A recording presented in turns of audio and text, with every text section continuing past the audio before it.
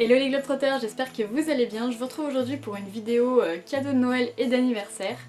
J'ai rajouté anniversaire parce qu'en fait je suis née en novembre, donc du coup il y a des cadeaux que j'ai eu à mon anniversaire en lien avec le voyage que je trouvais intéressant de partager avec vous. Pour vous donner des idées de cadeaux, si vous avez un proche qui a son anniversaire, là l'année recommence tout juste, donc ça peut être des idées pour des cadeaux d'anniversaire ou pour Noël l'an prochain, histoire de prendre un peu d'avance. Donc on va commencer par la catégorie nourriture, parce que c'est un truc que j'aime bien. En fait ça se mange pas, mais c'est en lien avec un truc qui se mange, enfin plus précisément qui se boit. C'est un mortier et un pilon pour faire les mojitos. Les mojitos c'est toute ma vie, c'est vraiment la boisson que je préfère. Et, dès qu'on va dans un bar avec des copines ou n'importe où, enfin le mojito c'est un peu la base. Mais enfin comme ça je vais enfin pouvoir faire mes mojitos moi-même correctement avec un vrai mortier et un pilon et ça va être génial. Dans la catégorie voyage, j'ai eu beaucoup de choses. Parce que le voyage c'est un peu ma passion, donc forcément mes proches m'ont offert beaucoup de choses par rapport à ça. Donc pour mon anniversaire, mon petit frère m'a offert un truc, je m'y attendais pas du tout et je trouve ça super cool. Enfin maintenant c'est sur mon bureau tout le temps. C'est un petit globe comme ça et en fait bon normalement il est branché, il y a une alimentation. Et en fait c'est aimanté, donc en fait le globe il lévite entre les deux. Enfin je vous ferai une petite vidéo à côté pour vous montrer. Mais c'est genre trop cool et du coup à chaque fois que je suis sur mon bureau je joue avec, je le regarde tourner, enfin c'est trop cool.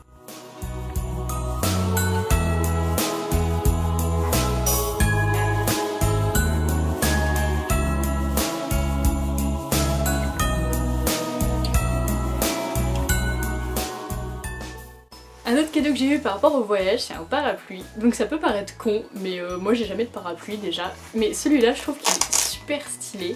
Parce que c'est un parapluie avec dessus l'hémisphère nord, si je dis pas de bêtises. J'ai essayé de l'ouvrir. Alors. Donc voilà, il y a vraiment tous les hémisphères. Je trouve qu'il est vraiment super cool. Alors ensuite, en lien avec les voyages, j'ai eu plein de livres. Et j'avais fait ma petite liste au Père Noël en fait cette année parce qu'il y avait vraiment des choses que j'avais envie. Mais j'avais fait une liste super longue et comme ça tous mes proches ont un peu pioché dedans mais je savais pas ce qu'ils prenaient exactement, donc c'était des belles surprises. Il y a un livre que je trouvais super drôle en même temps qui peut être super intéressant en fait, c'est Manuel de survie en voyage. Je vous mettrai tous les liens si vous voulez les retrouver dans la description. Et je le trouvais grave cool parce que il y a des choses un peu surprenantes. Par exemple le premier c'est comment maîtriser un chameau emballé. Donc ils expliquent, il y a les schémas, comment faire si le chameau il part en cacahuète. Mais il y a des choses qui sont un peu plus terre à terre et réalistes. Bon non là il y a comment sauter d'un train en marche. J'espère que ça m'arrivera jamais dans ma vie, mais bon sait-on jamais, ça peut être super intéressant de savoir. Et comment purifier de l'eau, voilà, ça par exemple en voyage ça peut être un truc super intéressant quand on n'a pas accès à l'eau potable. Je pense par exemple en Amérique latine où on peut pas boire l'eau du robinet, ça peut être intéressant de savoir comment faire sans avoir à mettre les trucs de micro pur dedans qui servent à rien parce que ça marche jamais. Un deuxième livre et c'est vraiment la bible du voyage et en fait ça s'appelle vraiment comme ça, la bible du grand voyageur, donc c'est chez Lonely Planet. Et c'est un bouquin super intéressant parce qu'il explique un peu comment préparer son départ, le sac à dos, préparer ses affaires, comment se loger, donc suivant quel type de voyage on fait, si c'est un peu un voyage en mode route ou c'est auberge de jeunesse ou si on fait un voyage un petit peu plus, sans dire high level, mais qu'on veut avoir un petit minimum de confort. La nourriture pareil, se déplacer, la sécurité aussi en voyage parce que c'est vraiment un point que on maîtrise pas et c'est important de se renseigner dessus à l'avance, donc c'est vraiment ma nouvelle petite bible de chevet que je vais m'empresser de lire et de prendre des notes dessus et pourquoi pas vous partager des conseils en vidéo par la suite. Toujours chez Lonely Planet, c'est un peu avec le routard mes deux types de bouquins favoris en voyage, c'est un peu les deux plus gros guides de voyage. C'est 1000 choses à voir dans le monde, donc chez Lonely Planet. Et je le trouve vraiment magnifique. Déjà la mise en page, la structuration, je trouve que c'est super beau. Et les images dedans sont vraiment magnifiques. Enfin, c'est ce que j'aime chez Lonely Planet et qu'on retrouve moins chez le routard. C'est les images qu'il y a dedans, donc j'essaie de vous trouver une page avec une image.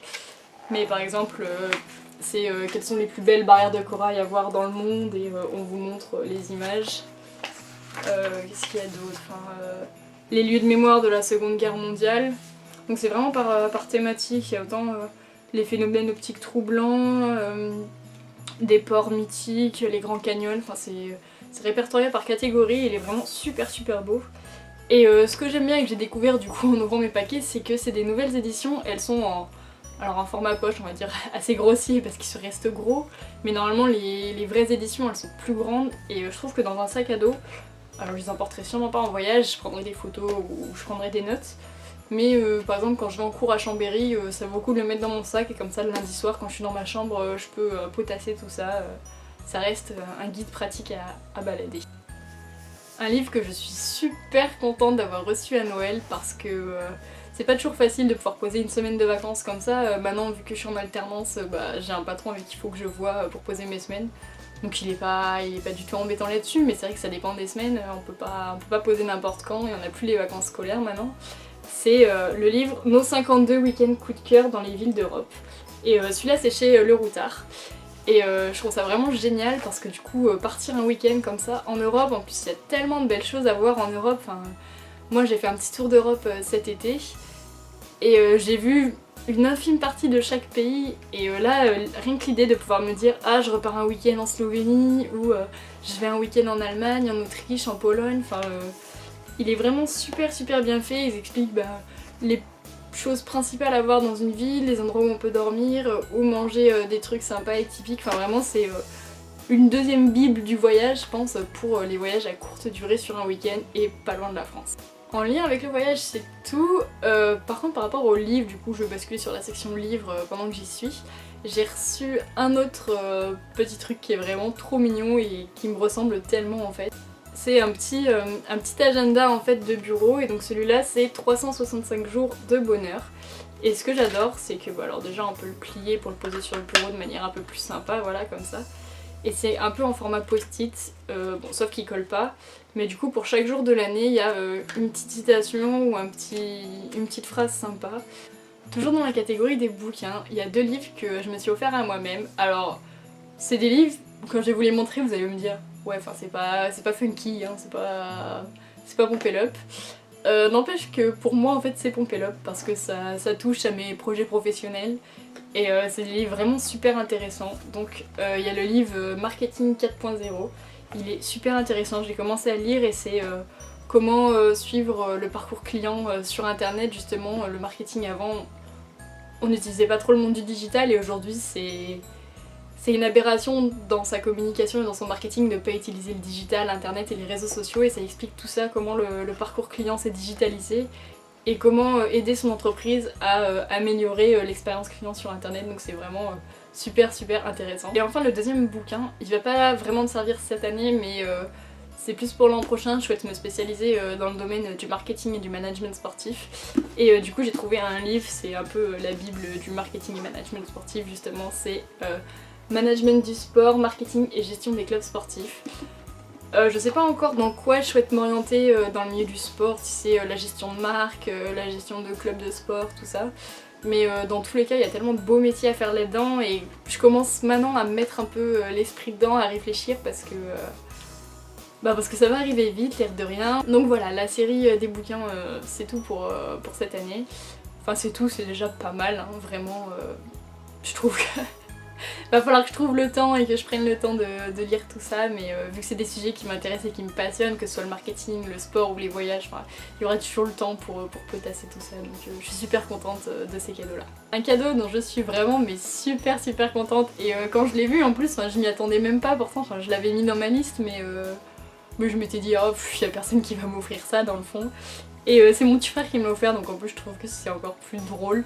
C'est un pull où dessus il y a écrit attachante. Et je trouve ça vraiment trop cool parce que attachante c'est comment dire, un mot qui me définit parfaitement. Ce que je trouve encore plus drôle c'est que c'est pas moi qui ai choisi ce mot là pour me définir, c'est une bande de copains. Les copains avec qui je suis partie au Pérou il y a 2 ans.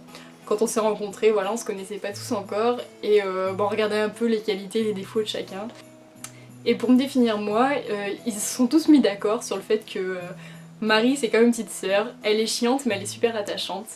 Et du coup le mot est venu comme ça, attachante. Et quand j'ai vu un pull comme ça je me suis dit mais il a été fait pour moi en fait, enfin c'est mon pull quoi, ouais je suis chiante quand je veux quelque chose, je me donne à fond et je peux saouler les gens à parler de voyage, de mes objectifs pendant des temps incalculables.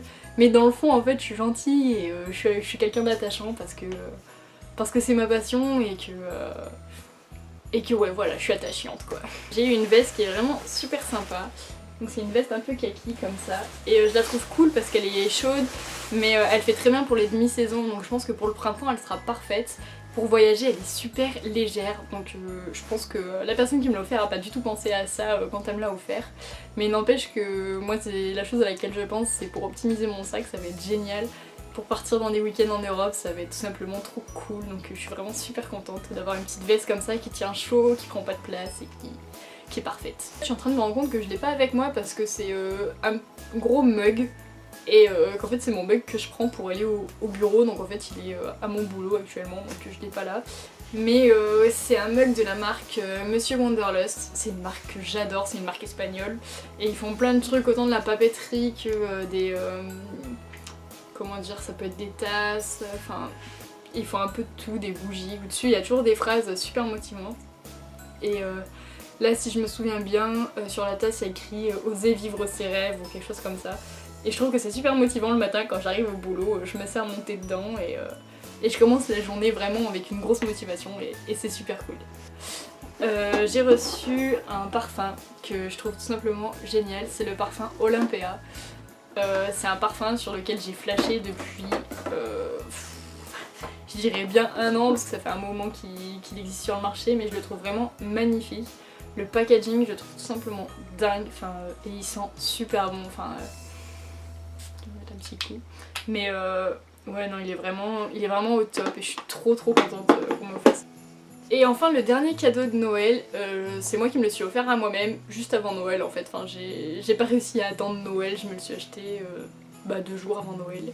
C'est un nouveau téléphone portable parce que celui que j'avais avant faisait que bugger. Enfin je sais pas si vous vous souvenez en Europe mais je vous en ai parlé cet été, mon téléphone, j'étais quasiment sûre qu'elle allait me claquer dans les mains quand j'étais au fin fond de la Roumanie.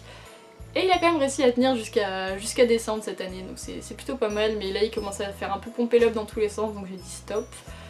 Pour Noël je vais recevoir de l'argent, et dans tous les cas j'ai de l'argent sur mon compte, donc je m'offre un nouveau téléphone. Et j'ai beaucoup hésité avec les nouveaux Samsung, tout ça, le Samsung S8 là qui est défini comme le téléphone pour les voyageurs, mais quand j'ai vu le prix j'ai dit non mais les voyageurs, l'argent ils le mettent pas dans un Galaxy S8, hein, ils le mettent pour voyager. Et du coup j'ai pas mal regardé, il y a une marque qui m'intéressait beaucoup, c'est la marque Huawei. Donc du coup j'ai acheté le Huawei P8 Lite et il est vraiment génial, il est super léger, il fait des photos mais de folie. Enfin je me dis ça va vraiment être tellement plus pratique pour vous partager des photos sur les réseaux sociaux, que ce soit sur Instagram, sur Twitter, sur mon Snapchat, enfin ça va vraiment être tellement...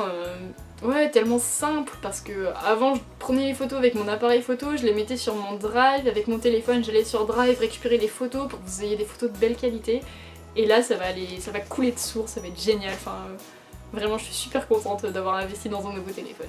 Donc voilà, cette vidéo est terminée, j'espère qu'elle vous a plu. Si vous voulez d'autres idées de vidéos sur des cadeaux en lien vraiment que avec le voyage, j'avais posté une vidéo l'an dernier.